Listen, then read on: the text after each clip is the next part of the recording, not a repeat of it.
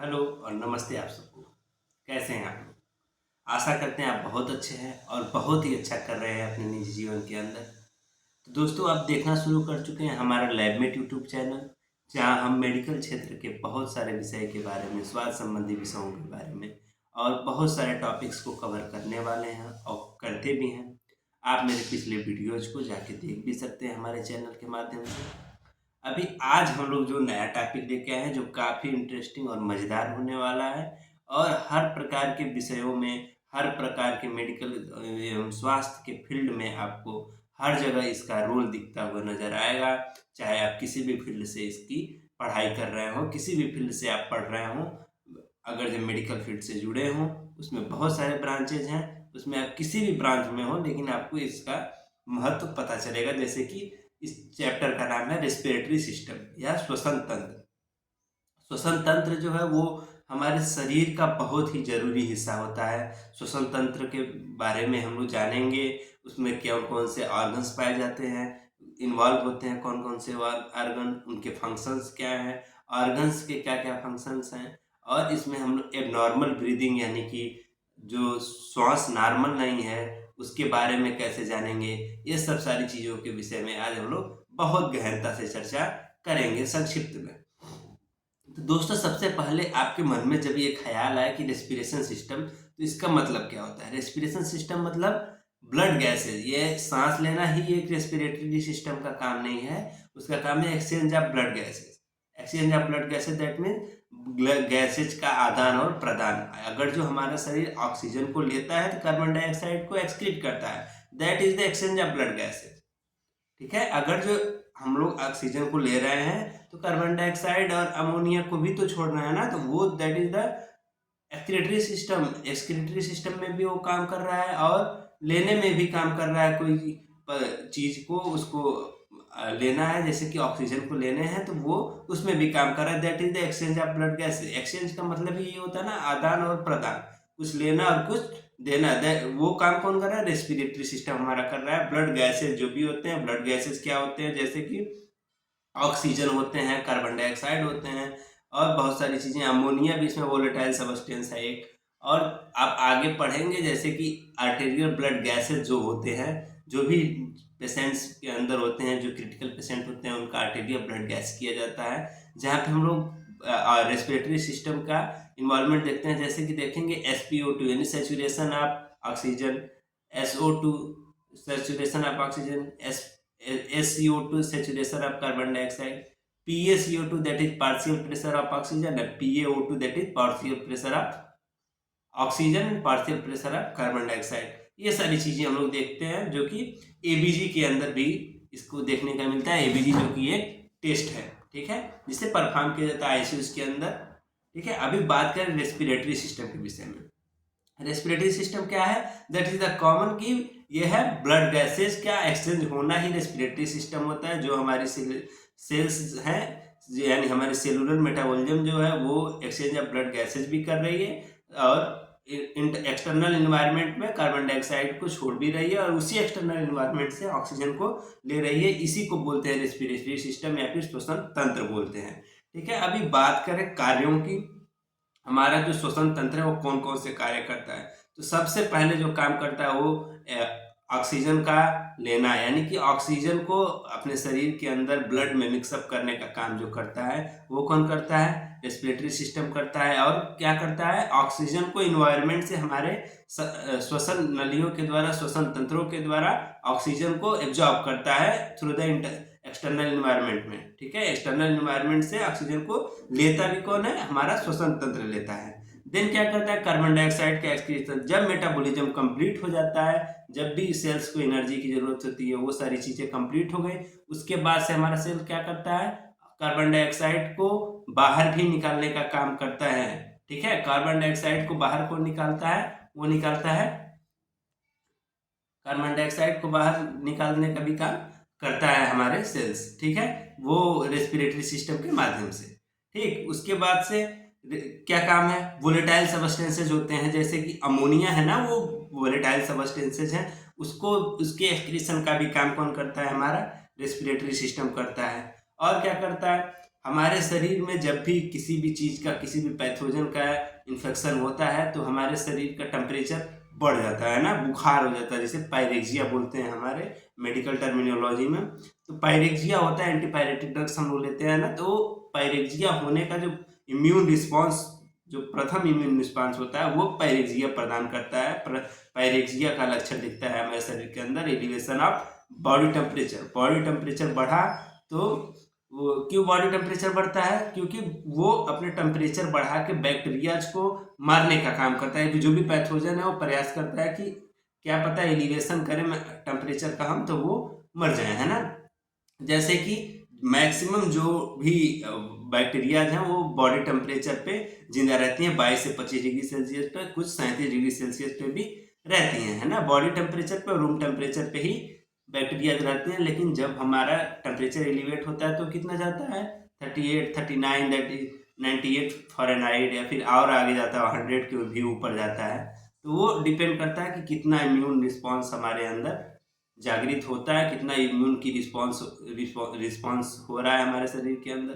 तो वो चीज़ हम यहाँ डिस्कस क्यों कर रहे हैं? क्योंकि जो हमारा ऑर्गन्स हैं, जो भी रेस्पिरेटरी सिस्टम है, वो हीट को, हमारे शरीर के अंदर जो भी तापमान है उसको बना के रखता है, उसको रेगुलेट करता है। रेगुलेशन ऑफ हीट को मेंटेन करता है हमारा रेस्पिरेटरी सिस्टम, हमारा लंग। और लंग जो है वो प्रिंसिपल ऑर्गन होता है रेस्पिरेटरी सिस्टम का, ठीक है। तो वो क्या करता है, कैसे हमारे शरीर के टेम्परेचर को मेंटेन करता है? एक्सपायर्ड एयर, यानी कि जो हम सांस छोड़ते हैं, आप फील करिएगा जो हमने सांस छोड़ा है ना वो थोड़ा सा गर्म होगा, ठीक है। गर्म क्यों होता है? क्योंकि वो हीट को थ्रू द एयर बाहर निकाल रहा है ना, एक्सपायर्ड एयर के थ्रू बाहर निकाल रहा है हीट को। दैट इज द लॉस करता है हीट का, जब हीट ज़्यादा है, या फिर रेगुलेशन ऑफ हीट का भी काम करता है। Maintenance of pH of blood, ठीक है। एबीजी में पीएच भी देखा जाता है, ठीक ना। उसमें पीएच हमारे ब्लड का कितना होता है? 7.4 टू 7.6। उसका मेंटेनेंस कौन करता है? मेंटेन करता है पीएच ऑफ ब्लड को कौन? रेगुलेटरी सिस्टम, ठीक। फिर बात करेंगे regulator of water balance and other substances. Water को भी बैलेंस कौन करता है? हमारा respiratory system through the whole body, ठीक। अब बात करें कि रेस्पिरेटरी सिस्टम में वो कौन कौन से अंग हैं जो सम्मिलित होते हैं या फिर पाए जाते हैं।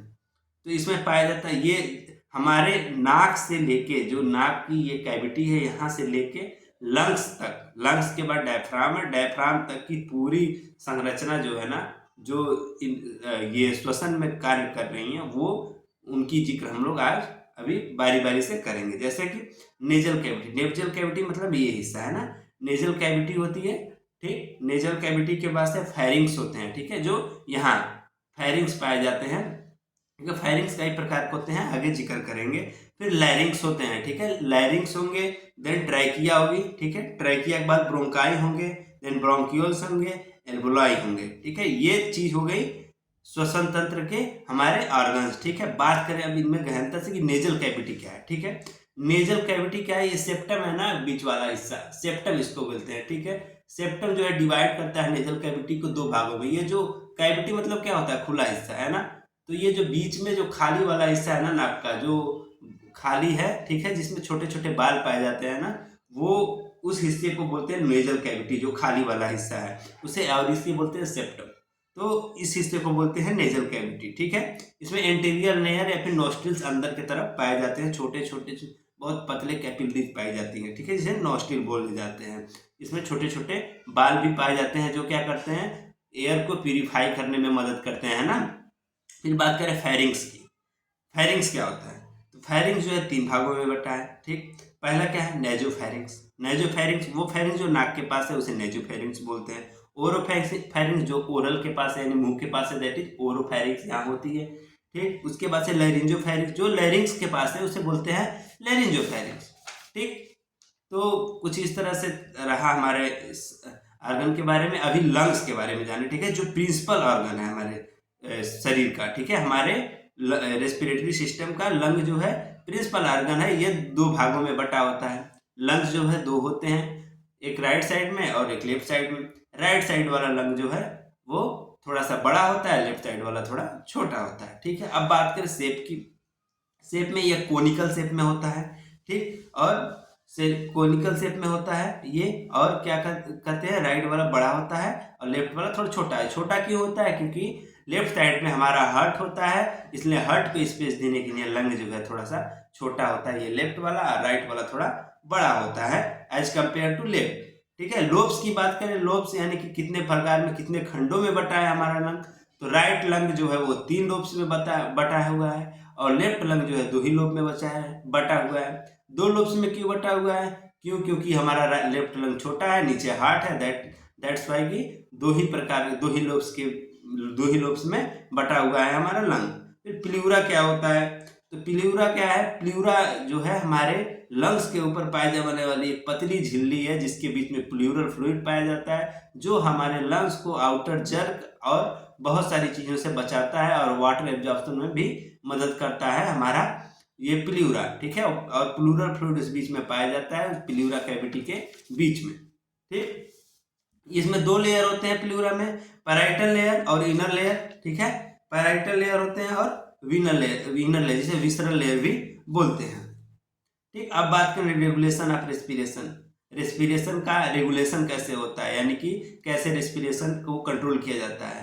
तो वो 2 प्रकार से रेगुलेशन का होता है रेस्पिरेशन का, वो है nervous control and chemical control. ठीक, नर्वस कंट्रोल में क्या होता है, हमारे यहाँ पे मेडुला ऑब्लंगाटा पाया जाता है, जो कि ब्रेन का एक हिस्सा है, सीएनएस का हिस्सा है, सेंट्रल नर्वस सिस्टम का। तो मेडुला ऑब्लंगाटा जो है वो थ्रू दी अपने न्यूरॉन्स के थ्रू पूरे हमारे जो रेस्पिरेटरी सिस्टम में उसको कंट्रोल करती है। वो बताती है कि how much of oxygen you have to take, how much of carbon dioxide you have to exert, है ना। समझ में आया ना, कितना ऑक्सीजन लेना है और कितना छोड़ना है, that's control by medulla oblongata. ठीक है, इस चीज को एकदम भूलना नहीं है कि मेडुला ऑब्लंगाटा जो है वो हमारे नर्वस कंट्रोल के थ्रू जो है हमारे पूरे रेस्पिरेटरी सिस्टम को कंट्रोल करके रखती है। अभी बात करें ना कि केमिकल कंट्रोल कैसे होते हैं। केमिकल कंट्रोल होते हैं कि कार्बन डाइऑक्साइड जो है वो हमारे शरीर का जो है एक्सक्रीटरी कंटेंट होता है। ठीक है, जो कि मेटाबॉलिज्म के बाद, रिएक्शन के बाद बनने वाला प्रोडक्ट है, उसे जो है बाहर निकालता है, और ऑक्सीजन ये हमारे रेस्पिरेटरी सिस्टम और जो है ऑक्सीजन का अनुग्रहण करता है या फिर अंदर की तरफ लेता है। ठीक है, अब बात करें एबनॉर्मल रेस्पिरेशन। एबनॉर्मल रेस्पिरेशन क्या है, यानी कि असामान्य श्वास लेने की प्रक्रिया को एबनॉर्मल रेस्पिरेशन बोलेंगे हिंदी में, जिसे एपनिया। ठीक है, एपनिया मतलब क्या होता है, APNEA। एपनिया मतलब होता है कंप्लीट स्टॉपेज ऑफ रेस्पिरेशन, यानी रेस्पिरेशन एकदम स्टॉप हो गया है, पेशेंट जो है वेंटिलेटर पे है। ठीक है, जीवन रक्षा प्रणाली पे है हमारा मरीज, दैट इज एपनिया। ठीक है, या फिर डेड कर गया है पेशेंट, दैट इज एपनिया। ठीक है, देन हाइपरमिया। हाइपरमिया मतलब increase in depth of respiration. Depth मतलब समझ आ रहा है ना, जो चेस्ट कैविटी है ना हमारी, ये ऊपर नीचे ऐसे फूल रहा है ना, ऊपर नीचे जा रहा है, जिसको बोलेंगे हाइपरमिया। ठीक है, ऊपर जो चेस्ट कैविटी है वो फूल रहा है, पचक रहा है, फूल रहा है, ये हाइपरमिया का पार्ट है। ठीक है, हाइपरमिया इस चीज को बोलेंगे। देन होता है डिस्पनिया। डिस्पनिया मतलब पेन ड्यूरिंग रेस्पिरेशन। पेन यानी कि जब हम सांस ले रहे हैं ना तो हमको पेन हो रहा है, यानी कि दर्द हो रहा है सांस लेने में, या हमारे लंग्स में हो रहा है, हमारे नॉस्ट्रिल्स में हो रहा है, नाक में हो रहा है। ठीक है, ये चीज जानेंगे। फिर पॉलीपिनिया, इंक्रीज रेट ऑफ रेस्पिरेशन, यानी सांस लेने की प्रक्रिया बढ़ जाए, एकदम तेजी से सांस आ रहा है, जैसे कि एकदम बाहर तक घबराहट के साथ आना, दैट इज पॉलीपिनिया, है ना। देन होता है tachypnoea, much more increase in respiration rate, यानी कि बहुत ज्यादा, आवश्यकता से अधिक बढ़ जाना रेस्पिरेशन। ठीक है, 18 से 20 ये क्या कहते हैं, 18 से 20 रेस्पिरेशन होता है पर मिनट। अगर जो वो मोर देन 100 हो जाए, मोर देन 50 हो जाए, that is tachypnoea. And polypnoea is more than 80 to 20 या फिर मोर देन 25। ठीक है, फिर बात करें चीन स्टोक ब्रीदिंग। ठीक है, चीन स्टोक ब्रीदिंग मतलब कुछ समय के लिए सांस रुक जाना, है ना। बच्चों को आपने देखा होगा कभी कभी जो है कि वो इतनी तेजी से रोते हैं ना, कि उनकी सांस लेने की प्रक्रिया कुछ समय के लिए रुक जाती है, फिर आ जाती है, फिर रुक जाती है, फिर आ जाती है। ठीक, तो ये होता कैसे है, तो ये होता है, ये पीरियोडिक ब्रीदिंग है ना, एक समय के लिए ब्रीथ को रुक जाना। ठीक है, इसे एपनिया के अंदर नहीं रखा गया है। ये नॉर्मल ब्रीदिंग तो है, लेकिन ये थोड़ा सा अलग है, एक्सेप्शन है। ये होता कब है, ओपियम कंजप्शन, यानी कि भांग का लेना, एल्कोहल का लेना, लगातार स्मोकिंग करना, यूरिया का शरीर के अंदर बढ़ जाना, हमारे पॉइजनिंग के ड्यूरिंग, ये इंट्राक्रेनियल प्रेशर जो कि ब्रेन में इंट्राक्रेनियल प्रेशर होता है, जो हमारे नसों पे, ब्रेन के नसों पे बार बार प्रेशर पड़ने की वजह से सांस लेने की क्षमता में रुकावट आ जाती है कुछ समय के लिए, एक पीरियोडिक समय के लिए। दैट इज द चीन स्टोक ब्रीदिंग। ठीक है, मेडुला ऑब्लोंगाटा कुछ समय के लिए काम करना बंद कर देता है, उसे बोलेंगे क्या, उसे बोलेंगे चीन स्टोक ब्रीदिंग। ठीक है, कोई समस्या नहीं है ना। और दूसरी बात तो ये जाने ना हम लोग, जो रेस्पिरेटरी सिस्टम है वो बहुत ही अभिन्न अंग है हमारे शरीर का, जो कि बहुत तरह से हमारे शरीर में हेल्प करता है। जैसे कि ऑक्सीजन लेने में, रेगुलेशन में जैसे कि रेगुलेशन क्या करता है, पीएच का रेगुलेशन करना, वाटर का रेगुलेशन करना, टेम्परेचर का रेगुलेशन करना, थर्मल प्रेशर बना के रखना हमारे बॉडी के अंदर, ये काम है हमारे रेस्पिरेटरी सिस्टम या श्वसन तंत्र का। तो उम्मीद है दोस्तों आपको बहुत अच्छा लगा होगा वीडियो। बाकी आप अपने मित्रों तक इसे शेयर कीजिए, अच्छा लगे तो लाइक कीजिए और चैनल को सब्सक्राइब करना बिल्कुल ना भूलिए। पिछले वीडियो जो है आप मेरे यूट्यूब चैनल से जाके देख सकते हैं, और कुछ लिंक्स मैंने अपने डिस्क्रिप्शन में भी डाले हुए हैं। तब तक के लिए नमस्कार, फिर मिलते हैं।